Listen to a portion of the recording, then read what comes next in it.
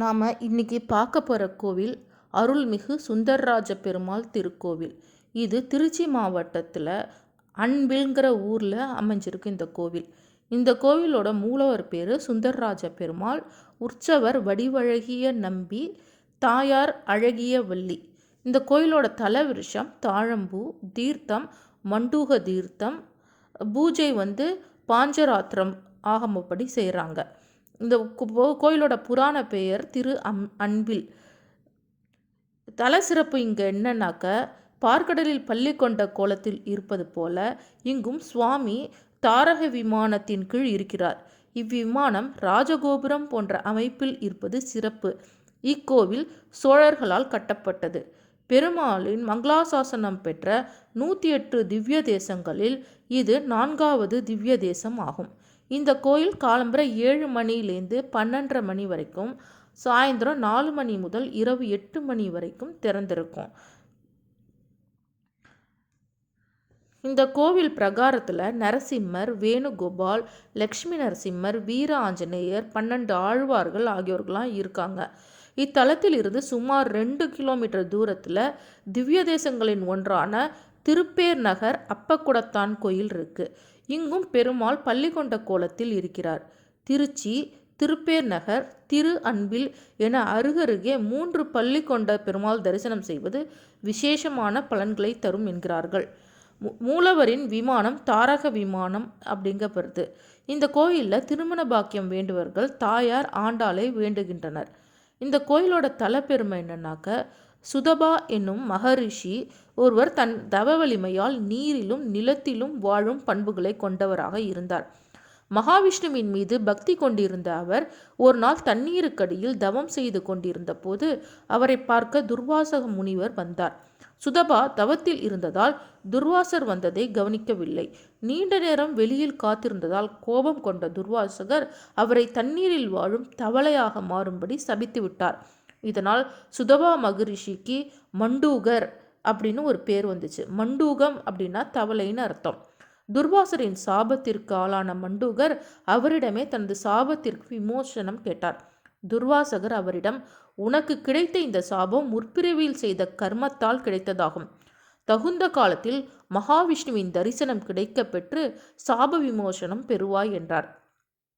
அதன்படி மண்டூக மகரிஷி இந்த தலத்தில் உள்ள தீர்த்தம் பேரு மண்டூக தீர்த்தம். இந்த சுவாமியை எண்ணி தவம் செய்து வந்தார். மகாவிஷ்ணு அவருக்கு சுந்தரராஜராக காட்சி தந்து சாப விமோசனம் கொடுத்தார். சுவாமி கருவறையில் ஆதிசேஷன் மீது பள்ளி கொண்ட கோலத்தில் ஸ்ரீதேவி, பூதேவி, நாபியில் பிரம்மாவுடன் இருக்கிறார். உத்தமர் கோயிலில் தன் பிரம்மஹத்தி தோஷம் நீங்க பெற்ற சிவன் இத்தலம் இங்குள்ள பெருமாளை தரிசித்துவிட்டு சென்றார். முன்மண்டபத்தில் ஆண்டாள் தனி சன்னதியில் தெற்கு நோக்கியபடி இருக்கிறார். இவள் நின்ற கோலத்தில் இருக்க, உற்சவர் ஆண்டாள் அமர்ந்த கோலத்தில் இருக்கிறாள். ஒரே சமயத்தில் ஆண்டாளின் 2 கோலங்களையும் தரிசனம் செய்வது அபூர்வம். திருமண தோஷம் உள்ளவர்கள் இவளிடம் வேண்டிக் கொண்டால் திருமணம் நடக்கும் என்பது நம்பிக்கை. தேவலோக கன்னியான ஊர்வசி தன் அழகு மீது கர்வம் வந்துவிடாமல் இருப்பதற்காக இவரை வணங்கி சென்றுள்ளார். இக்கோயிலோட தல வரலாறு, ஒரு சமயம் பிரம்மாவுக்கு உலகில் உயிர்களை நாமே பிறக்க வைக்கிறோம், ஒவ்வொரு உயிரும் அழகுடன் இருப்பதற்கும் நாம் தான் காரணமாக இருக்கிறோம், அந்த அழகிய உயிர்களுக்கெல்லாம் மூலாதாரமாக இருக்கும் நாம் தான் அனைவரிலும் அழகானவர் என்ற ஆணவம் உண்டானது. மேலும் அனைவரையும் படைக்கும் தன்னை யாரும் வணங்குவதில்லையே என்ற ஆதங்கமும் எழுந்தது. பிரம்மாவின் எண்ணத்தை அறிந்த மகாவிஷ்ணு அவரது ஆணவத்தை விட்டுவிடும்படி சொல்லி பார்த்தார். பிரம்மாவோ கேட்பதாக இல்லை. எனவே அவரை பூலோகத்தில் சாதாரண மனிதனாக பிறக்கும்படி சபித்து விட்டார் மகாவிஷ்ணு. பூலோகம் வந்த பிரம்மா ஒவ்வொரு தலங்களுக்கும் சென்று சுவாமியை வணங்கி தன் தவறுக்கு மன்னிப்பு கேட்டு வேண்டி வந்தார். இத்தலம் அவர் சுவாமியை எண்ணி தவம் இருந்தார். அப்போது மகாவிஷ்ணு பேரழகு வாய்ந்த மனிதராக அவர் முன்பு வந்தார். அவரை கண்ட பிரம்மா, இவ்வளவு அழகான இவரையும் இதுவரையில் நான் பார்த்ததில்லையே, நீங்கள் எங்கிருந்து வருகிறீர்கள் என கேட்டார்.